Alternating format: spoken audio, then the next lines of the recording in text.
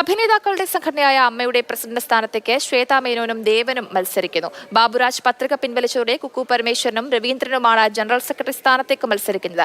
Joint സെക്രട്ടറിയായി എതിരില്ലാതെ അൻസിബ ഹസൻ തെരഞ്ഞെടുക്കപ്പെട്ടു. വിഴുപ്പലക്കാനില്ലെന്നും പിൻവാങ്ങുന്നുവെന്നുമായിരുന്നു ബാബുരാജിന്റെ പ്രതികരണം. വിവാദ പരാമർശത്തിൽ അനൂപ് ചന്ദ്രനെതിരെ അൻസിബ മുഖ്യമന്ത്രിക്ക് പരാതി നൽകി. എക്സിക്യൂട്ടീവ് കമ്മിറ്റിയിൽ 4 പേര് റിസർവേഷനാണ്, അത് 5 പേരുണ്ട്.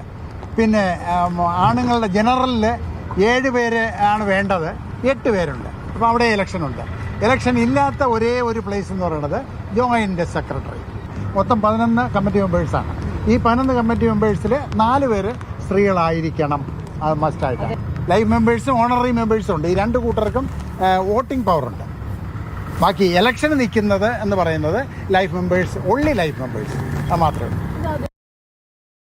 ആരെയും അധിക്ഷേപിച്ചിട്ടില്ല. അധിക്ഷേപിക്കുക എന്നുള്ളത് എൻ്റെ ഒരു സംസ്കാരമല്ല.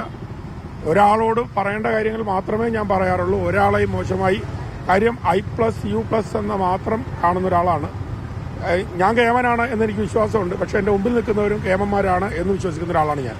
സിബന്ധി എന്നൊക്കെ പറഞ്ഞ സുഹൃത്ത്, അടുത്ത ആള് എന്നൊക്കെ അതിനർത്ഥമുള്ളൂ. അതൊരു കോമൺ കൊളോക്കിയൽ വേർഡാണ്. അല്ലാതെ അതിനപ്പുറത്ത് പ്രത്യേകിച്ച് വലിയ കാര്യമൊന്നുമില്ല.